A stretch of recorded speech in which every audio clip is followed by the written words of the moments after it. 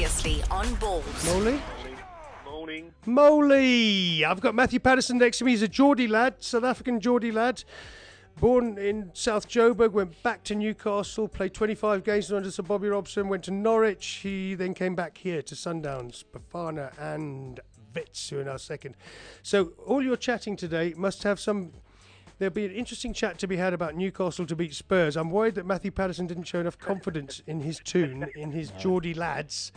But under with reason, though. Matthew's worried. I mean, there was that great win that Newcastle had over Chelsea, wasn't there? So that kind of gives me confidence. We've just bet, Moley, on. I heard. Did you hear that? Well, yeah, I heard. You didn't much bet with the heart on that one, did you? I'm afraid so, mate. It's all with my heart, and that's when I go wrong. My best predictions are always made when I'm not betting because I fancy it. I'm betting because I know it. And with Bafana, I often get it right, but I'm finding that I'm not doing so well with some of the sides that I really fancy, like Amazulu. I didn't expect them to lose 7-0 the other week. Now, listen, mate, what do you think about last night? Arsenal, historic first ever win for an English club at Borussia Dortmund. 5 games in Germany without defeat, Arsenal. What do you think? We're quite good at breaking these records about being the first team to go overseas and beat someone. Done it with Real Madrid, didn't we? Done it with Bayern Munich. Done it with them. Yeah, you tell him, I mate. think, as Matthew said earlier, it's showing a side of the game from us that we haven't done for a long while, and that's nicking a win and playing pretty professionally and holding on to it. And they haven't done that in years. How do we explain what Aaron Ramsey has become this season? Mr. Wenger playing him in the right bloody position. Yeah, thank you. I'm just a bit worried about putting that onto Twitter right now. What's his actual record? Have you looked it up this morning? I haven't had time. It's something like, isn't it? Has he got 14 goals this season or something? And he only got 9 in his whole career before. Yeah, no, he's smashing the records to pieces, isn't he? But I mean, at the end of the day, you can see the boy's playing with confidence. He's playing where he should be playing. He's got such an engine on him. I mean, he just covers every blade of glass 3 times over. You know, he's. I looked at him when I know this is a stupid. Well, it's not a stupid comparison, but I mean, when I first saw him at Arsenal, I thought he could be very Steven Gerrard-ish because of the way he runs the game and the engine that he's got. And I think he's now starting to develop that. I mean, I thought last week that's the quietest I've seen Gerrard because Gerrard couldn't keep up with him. Ramsey ran him ragged, and you saw Gerrard dropping deeper and deeper and deeper. And he didn't want to know because he knew he couldn't keep up with him. Okay. And I thought he basically controlled the game. Yeah, he did. And that's what he's bringing to that Arsenal team at the moment. I think Sunday, I'm with you though. I'm going head and heart. I think we'll batter them on Sunday. It's long overdue, and we will because they're not. I just don't think they're as good. No, you know? they're poor, I would agree.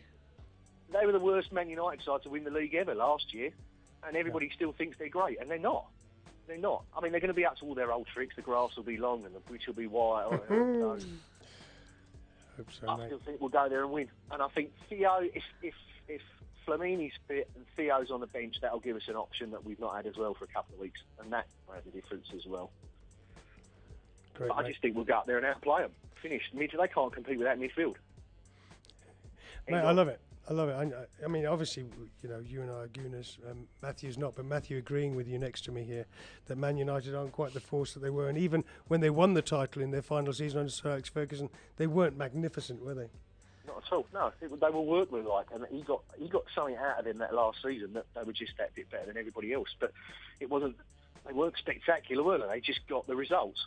So bottom line, they were the most professional side because they got the results when it mattered. But they weren't a good side. That's all. Okay.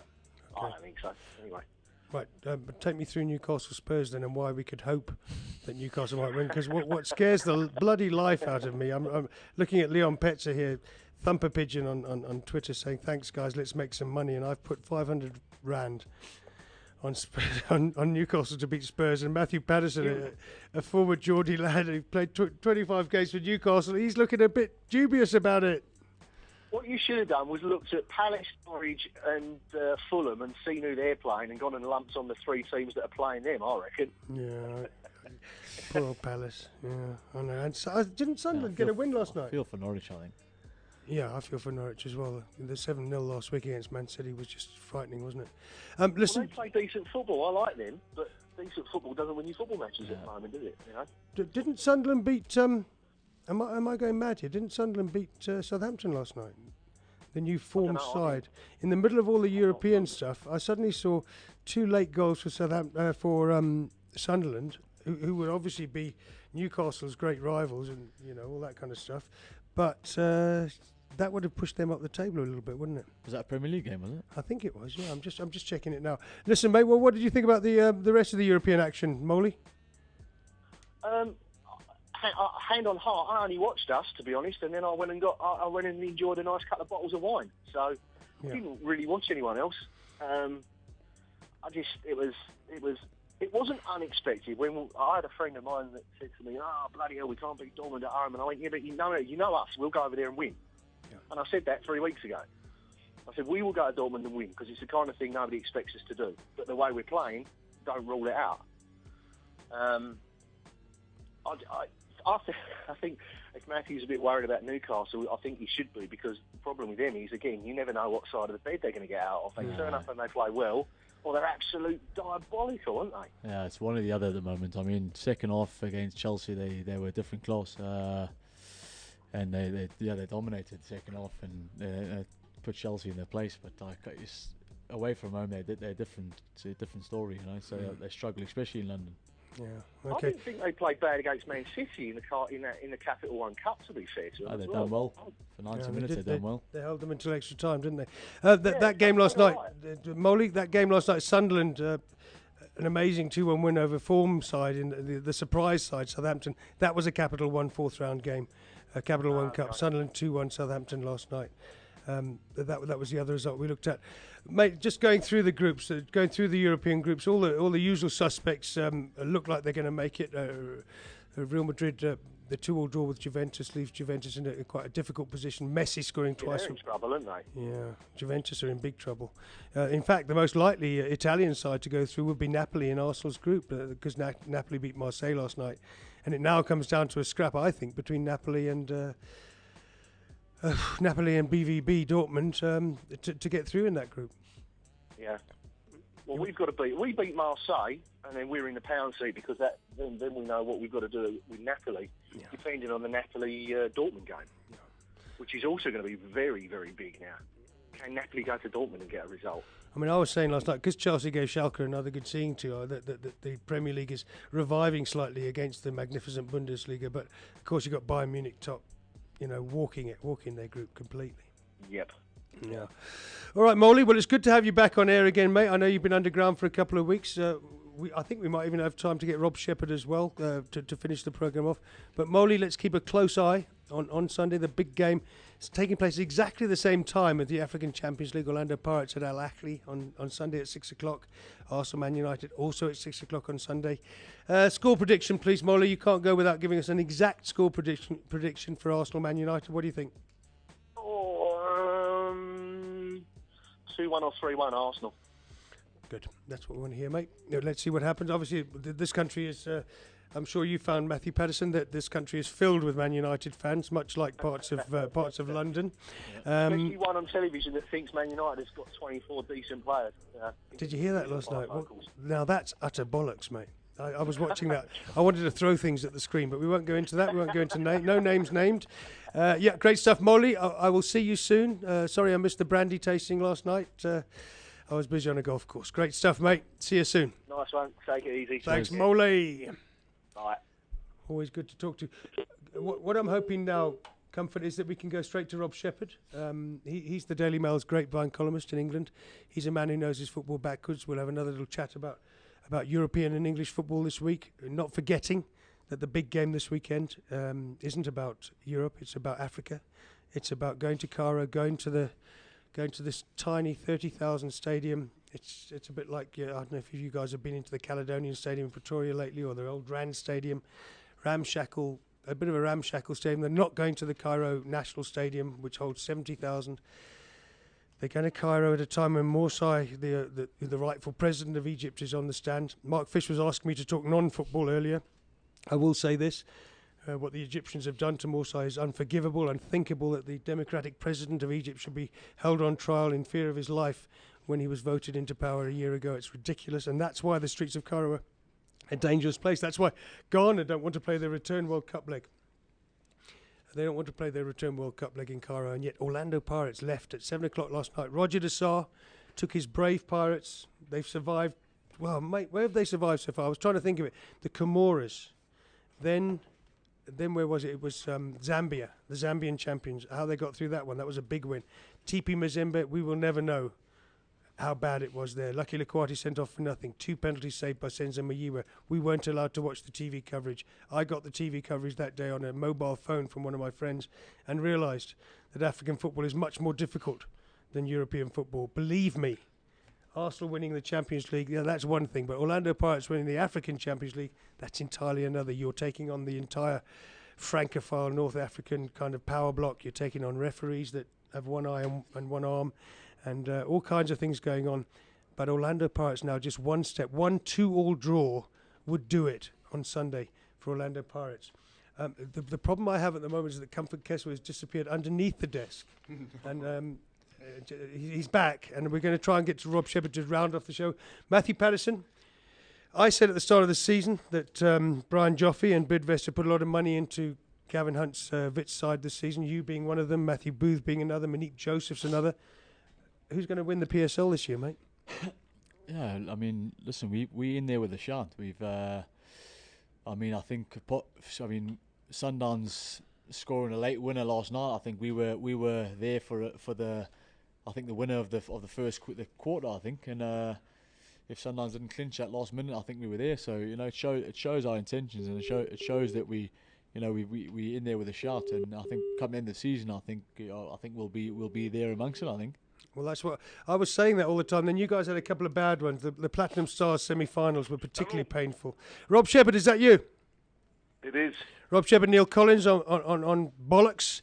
Next to me, Rob, I don't know how well you know Newcastle football, but there's a lad called Matthew Patterson, plays in South Africa. He played 25 games for Newcastle under Bobby Robson.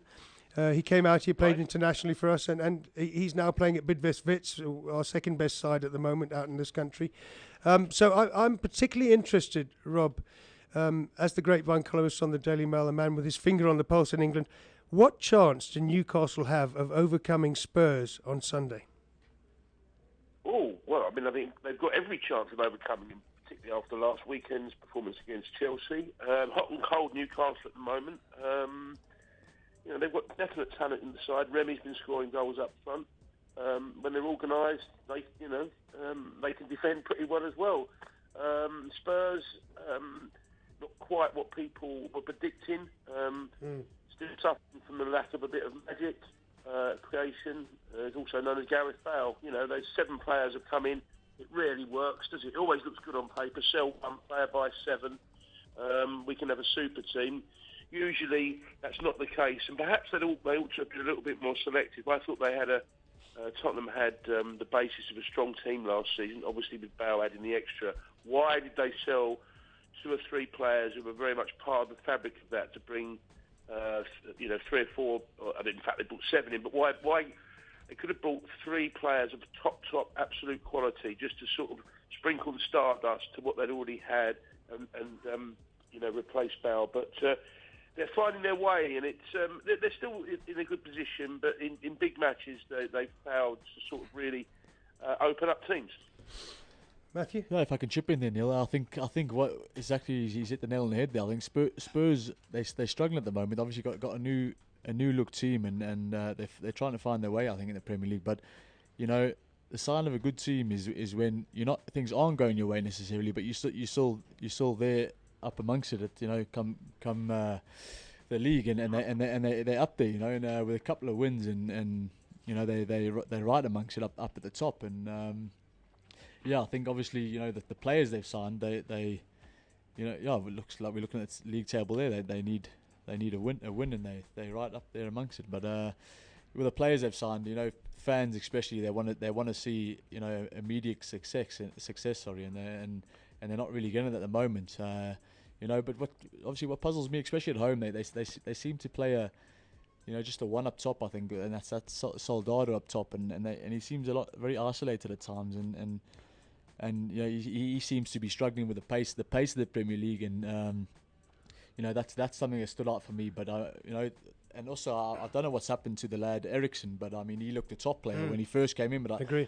I haven't really seen as much of him as late. I don't know if he's injured or if they seem to be playing Holtby, ahead, or I don't know if he's injured. But Eriksson looks a top player, so I'm not quite sure why he's not playing the games of late. But I mean, I think, and obviously you got the lad on the bench there. They paid 30 million for. I mean, I'm not quite sure his name, Lamela, I think it is, and he's sitting on the bench here. They paid 30 million for him, and he can't get a kick in the minute. So. It's a strange one at the moment, but at the end of the day, they're sitting in fourth, and with two wins, they're right up at the top of the league. So the fans, they're fickle fans these days. Spurs fans are fickle, aren't they, Rob? Yes, they are. I think that they've been expecting a bit more. Just as Matthew said there, and, I think the manager, for me, the manager's a little bit too clever by half sometimes. I mean. He's trying to prove himself too much in rotation and playing different shapes, and you've got good forward players. Why not play a couple of them at home and take on the opposition? Look how Manchester City are benefiting by playing, God help me, two strikers up front. It's strange in English football. We suddenly get these trends where it's one up front, and because one team gets a bit of success out of it, everybody else has got to do it.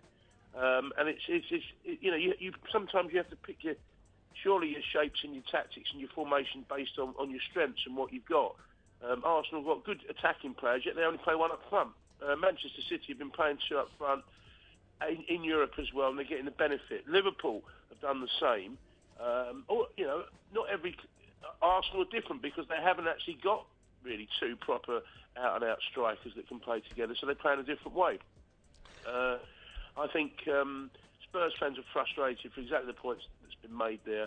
They've got players who've obviously got a lot of talent, and they're not seeing them on the pitch at home, and they're playing in a very cautious manner at home. And they're not really. I mean, they got the win against Hull.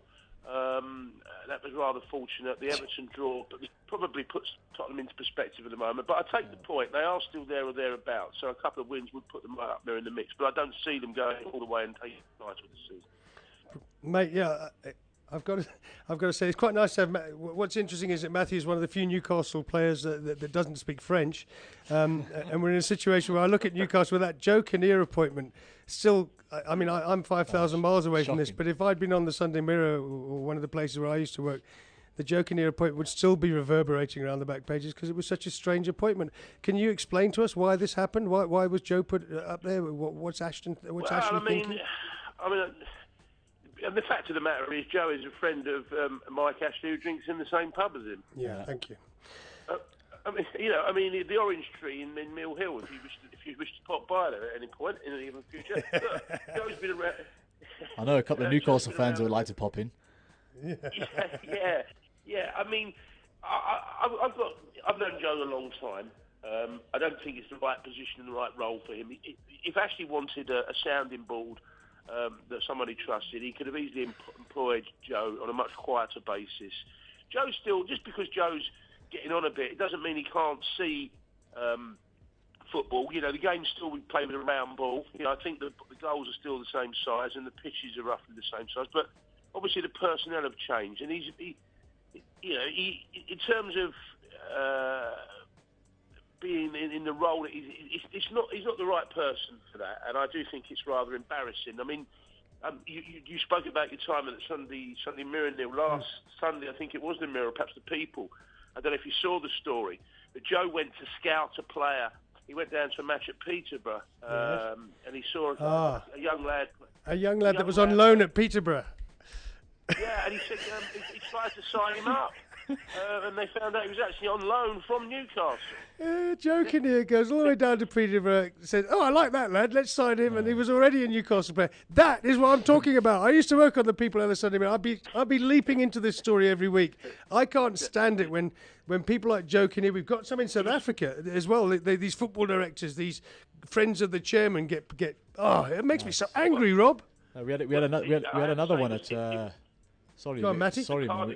We had another one. I don't know. Obviously, his infamous interview. I think he done a couple of months back when he got the job. And I don't know if he had one too many or what. But the one point that stood out in my mind is when he said that he brought Tim Krul to the club.